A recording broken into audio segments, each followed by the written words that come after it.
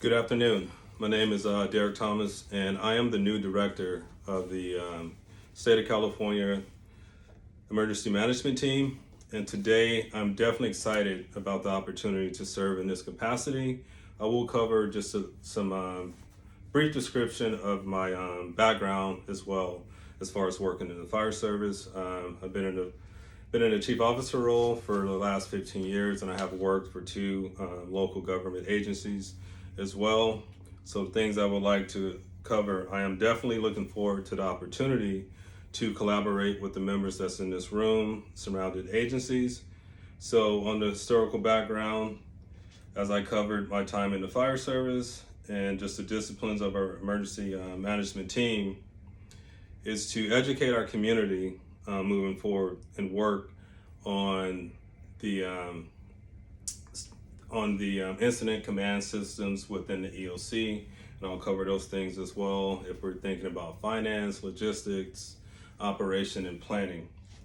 So as far as our emergency management team today, one of our main concerns is public safety and the preparation for man-made and natural disasters that is currently threatening our communities. I would like to enhance the opportunity to work with surrounding agencies once again to enhance the level of service that we are providing.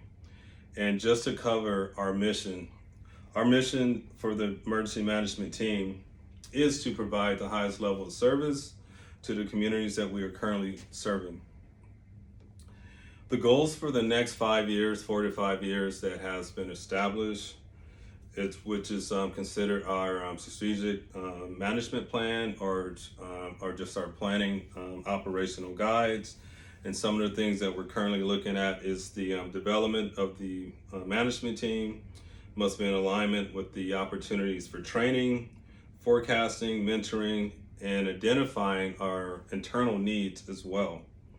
So the management team leaders, our main responsibilities also involves increasing community engagement and once again training. I highlight training a lot because training is one of the significant points that we need to get across to members, whether it's internal or external. So effective operation within the city EOCs is hopefully everyone in the room today understands basically the basic functions of a emergency operations center. And for us, for the county agencies and city agencies, you should be aware that your members are DSWs, which is disaster service workers. So once the effective operations within the city, EOCs identify DSWs. Also, they need to understand what their level of engagement should be during a natural disaster or man-made disaster within their community. We need to also retain the ability for current emergency management team members to provide the training on a national CERT level. So, and that's once again, getting back within our communities, reaching out and having the ability to make sure our community members are prepared in CERT training, PEP training, and understand what to do and what not to do during natural disasters. And the goal with that is to have a formalized training that's supported by the possibility of receiving grants, financial planning within our internal budget, and also working with surrounding agencies as well to create a more collaborative environment. And to highlight the level of diversity. So within our communities or within our state, we are definitely a highly diverse state. So having members who can speak various languages to really engage and educate our members is also something within the 4 to 5 year plan is that we're looking at, and that comes with recruitment as well, having the ability to get out and recruit internal members who are already bilingual and external future members who are interested in working at the state level as public servants. And once I keep my main focus too is the funding mechanism, and everything we do definitely has a funding mechanism to that, and that's things that our emergency management team will consistently look at opportunities to either increase or improve funding mechanisms. The emergency management team effectiveness during incidents. So this is another topic I would like to touch on today. So one of the things that we can do is assist with alerting notifications, evacuations, shelter in place, coordinating with surrounding agencies, re-entry, damage assessment, reporting, reporting updates on the state, federal, and local level, and also emergency incidents that we need to be aware of, as well as wildland fires. And that's one of the biggest things that we're currently dealing with within our state. It's just with the ecosystem, the extended fire seasons. It's dry, fires burn faster in the ideal conditions. Another bullet point under this is to facilitate networking at the county, state, and federal level to enhance the organizational relationships to support effective operations during emergency incidents. So my next subject I would like to touch on with everyone in the room as well is the effectiveness of specialized teams during disasters. And most of the agencies in this room, they do have specialized teams, whether you're PD, law, or even on the private sector. We have subgroups of members within our organization that are highly functional and specialized in certain rescue methods or training scenarios as well. So the goal with our specialized teams is having the ability to be highly supportive during life safety issues that requires public servants. And so for an example, I would like to use on the fire side would be our heavy rescue. So our heavy rescue is basically doing my time in the fire service with the heavy rescue team. It was highly trained individuals that was highly skilled in high angle rescue, low angle rescue, breaching, shoring, so, things of that nature that's beyond the many disciplines that public servants also serve. And just to touch on that, some of the teams that we need to be aware of would be swiftwater rescue teams. Once again, the hazmat team, heavy rescue, urban search and rescue teams, and on the wildland side, or having responsibilities to meet the needs of a wildland fire. One of the things that would be a specialized equipment would be water tenders. So the next thing I would like to cover is the fire department's role in emergency medical service during natural disasters. The fire department role during natural disasters or man-made disasters should be supported, at an executive level, and also to address the EMS disaster as well, whether it's a city, county, or statewide disaster that we're looking at. And once again, that's collaborating with our local county EMS system and having those agency representatives and local resources to assist us during this time of need. And that's within the EOC, whether we're setting up a medical operations branch that's to manage internal and external resources, to highlight effective communication, and also to assure that everyone understands the operational goal that we're trying to achieve today. So these are just some additional items that shall be covered. And also, and just for instance, if we had an MCI, within our local areas today, that example of the MCI, which is a multi-casual incident, would probably overwhelm our local ambulances services, whether it's private or fire, and that would cause us to reach out on the EMS side and create a mutual aid response. So our next topic I would like to cover is developing a partnership with the private sector. And as we're all aware in this room, the private sector also plays a huge part in what we do today, on how we operate, and getting the additional resources that we don't have internally. So we reach out on the external matter, and also with our private sectors, they also have that level of expertise that some of our members in our organization just do not have. So the level of support and collaborating on the private sector would migrate to working with, just for example, would be the American Red Cross, Salvation Army, Public Works, PG&E, Union Pacific, if we had to deal with the railroad incident, and then also anything that's within the state and federal jurisdictions. So if we're at a military base or you're on a laboratory, so things also to think about. So that the partnership with the local officials also should be extended to their agency representatives.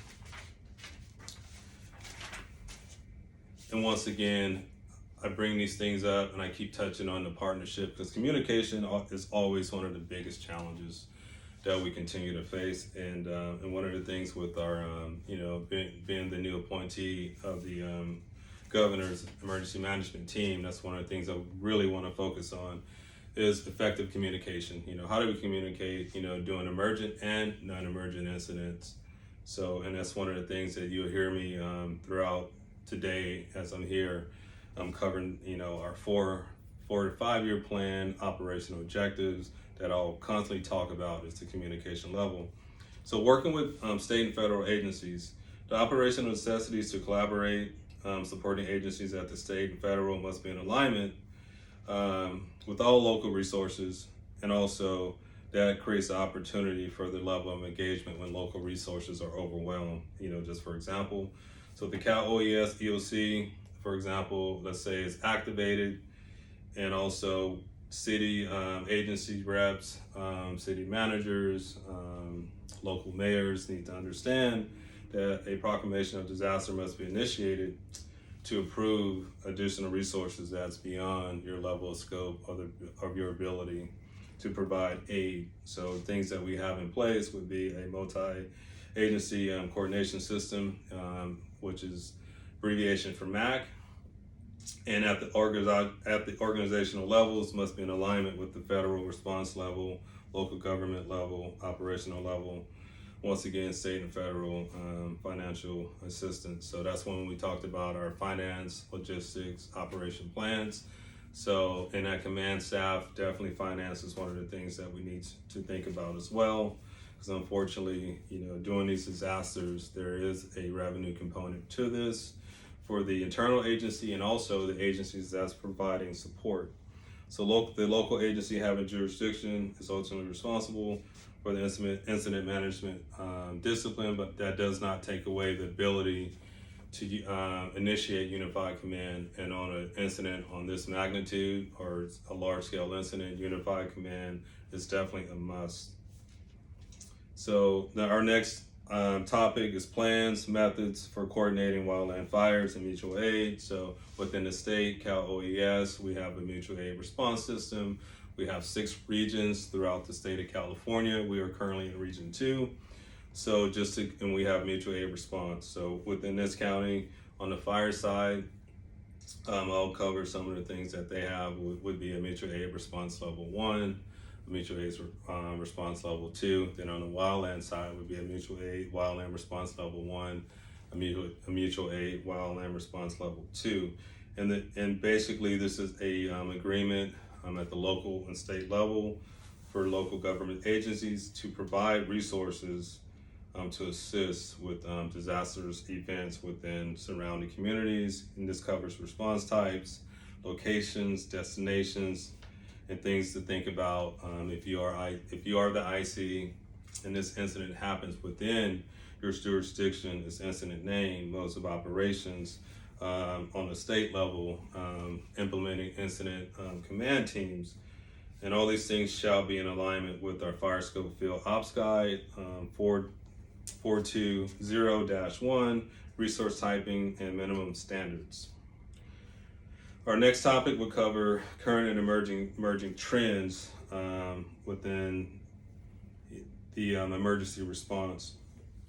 So as far as the current trends that we're currently seeing or being challenged with, would be public safety agencies within the state to establish a tiered system, ensuring that available resources are available when significant incidents happen.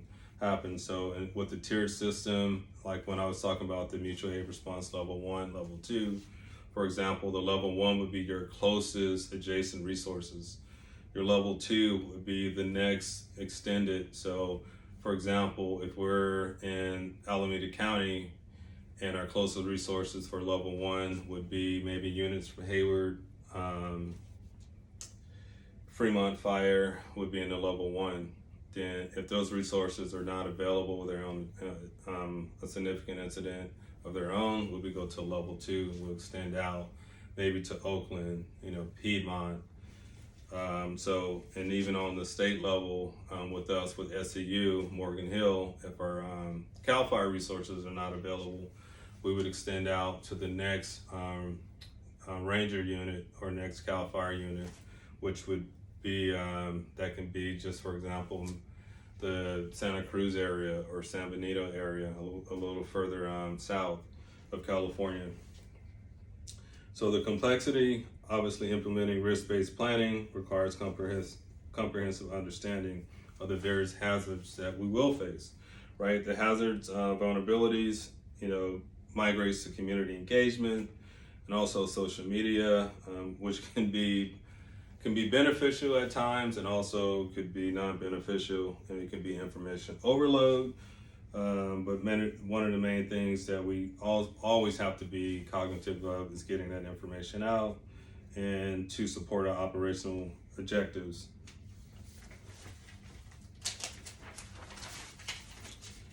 So our next topic is trust, right? Building trust within the communities we serve.